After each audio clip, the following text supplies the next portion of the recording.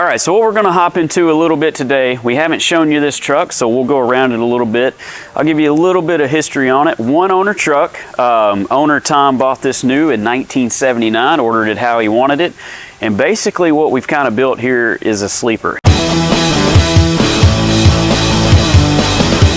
He wanted a lot of the original styling, original looks, a lot of the Ford tooling stuff that we had to buy, so we've had to research a lot of that. But big block 460, built 650 plus horsepower, fuel injection up top. He picked a unique color to paint the engine and the block, so it's all coming together. It's looking good. A little bit of trouble finding stuff for a crew cab. We've ended up having to use all of his original trim. We just cleaned some of that up, but gonna be a really nice, cool truck. The back order parts on this thing have been ridiculous, but I'll tell you what we're gonna do today. Not only is this gonna be a little bit of showing you the truck that we've built, a little bit of how-to today. So get these questions a lot, which is why we're gonna look into this. Wheel measuring. How to find the proper wheel size for your truck. One thing Tom didn't want to do on this one, he did not want to tub it. He didn't want to widen anything. We didn't modify anything other than the Crown Vic front end that's under it. The problem with the Crown Vic front ends, if any of you've messed with them, they're wide. That's the downfall with them. But that was what he wanted to go with, so that's what we did. So we're probably, I think we're going to run a 20 up front, a 22 in the rear. We're going to run shot wheels, which will be really cool on here. And I think the minimum on a 20 through shot is an 8.5. So we're going to have to get a pretty small lip on this wheel. But let's look at an inexpensive way for you at home to measure a wheel. Now this is from IFS. I can't remember their name. I ordered this one because it was inexpensive. We've got some of the more expensive ones, but this is good for you at home. I think this thing was, I don't know. Hell, I don't know how much it was. It was cheap. Just cut on a plasma table like we have over there. So we're gonna yank this front wheel off, the wonderful Mustang wheel we have here. And then I'll show you how to use this thing and get a proper wheel fitment. Because that's what you want. You want your shit to fit right. Right?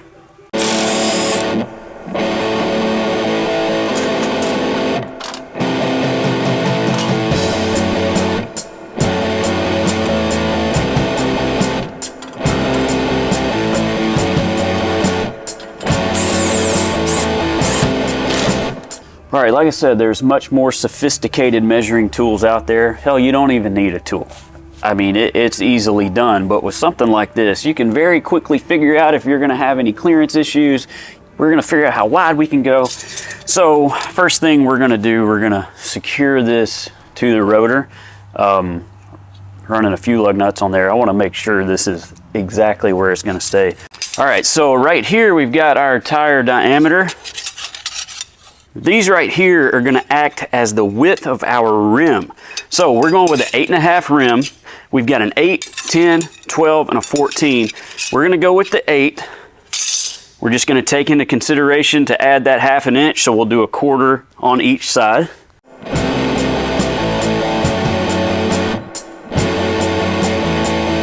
right, so you can see right there, that's the width of our rim. So we're gonna set this up to where when we spin it, we've got good clearance. We see good clearance between the fender, and then we can turn the wheel and check our clearances as it spins around as well.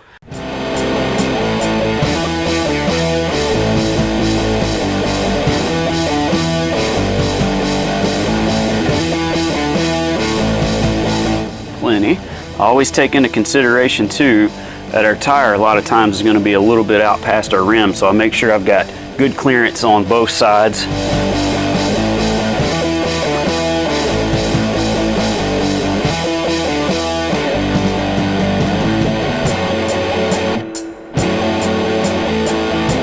Looks good on the sway bar. It looks good through here. See our sway bar right there. Plenty of clearance on the frame. That's typically where we'd get into it.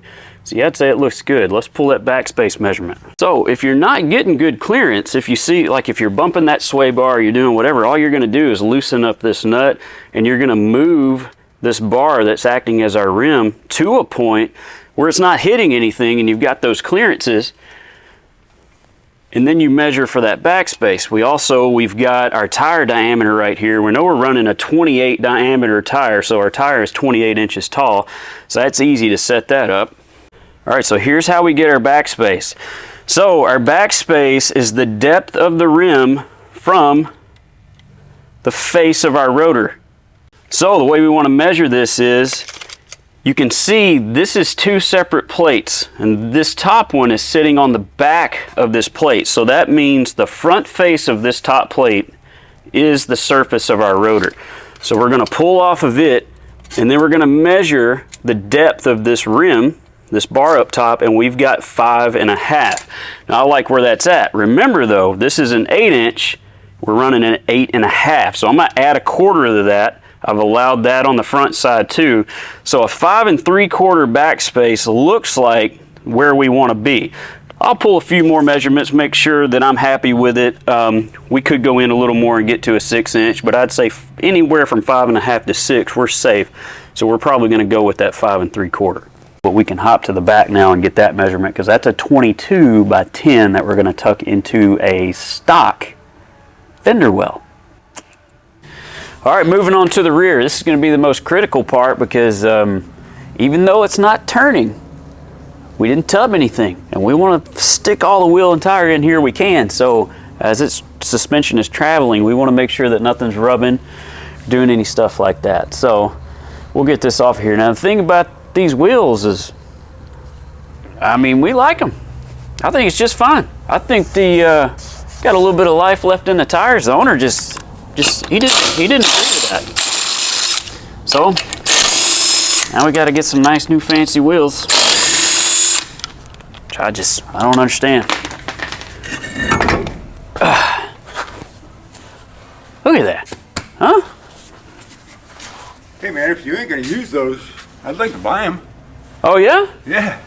Those are sweet. You can't get those anymore. That's what I was just telling them that. Man, and look at all that tread left on I'm the tire. telling you, that's just a little rubbage right there. Yeah, I mean, just take some black paint and rub that. I mean, would you want this or a nice set of $10,000 wheels? I mean, I'd save my money and. I'd got a lot better things to do with $10,000. I'll tell you what I do. I'll cut you a deal.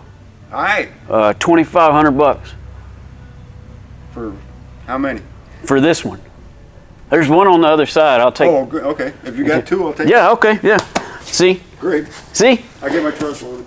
All right. Now that we're in here, we're going to do the same thing we did before, other than we need to change the width of our tire. Got our nice quick performance rear end in here, disc brakes.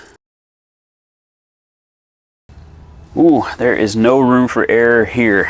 We have figured out that a 285/35/22 is 11.2 wide, 29.9 inches tall, so pretty much 30 inches tall. Now what you can do, if you have any idea of what size tire you want to run, or you already know what you can fit in there, you can go to Tire Rack, and they've got all the dimensions in inches over there that will tell you exactly what that tire is going to be.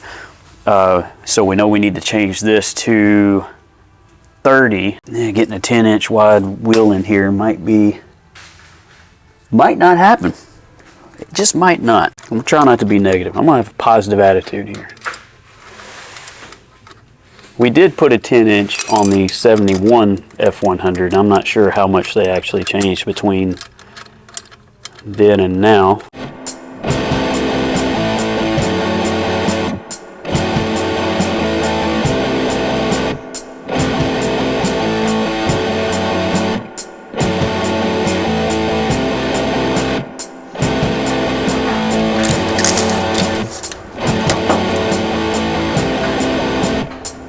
I was really hoping to go 4.5, but I don't think we can swing a 4.5 backspace.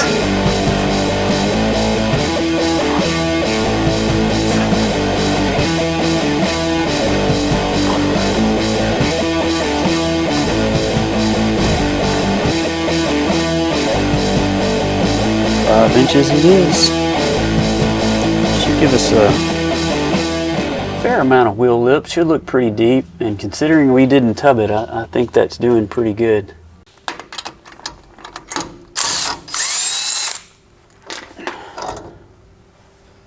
All right, so the last thing we had to do was just measure our center hub, get the diameter of that so we could send that in to make sure we get the right wheel. So now we should be able to get that order form in.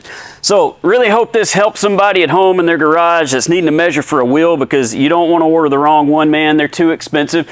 And plus you mount a tire on it and they won't take it back, which sucks. So I'd say for less than 100 bucks, really cool product. Like we said, get your tire diameter, you get your rim width, and you're all set to go. There's a lot more really expensive tools out there. We've got a couple here. They work great, but I mean, this is going to get the job done for you. Another cool thing you can check out, if you're running one of these Crown Vic front ends, we know they're wide, go to our friends over at Fitment Fabrications.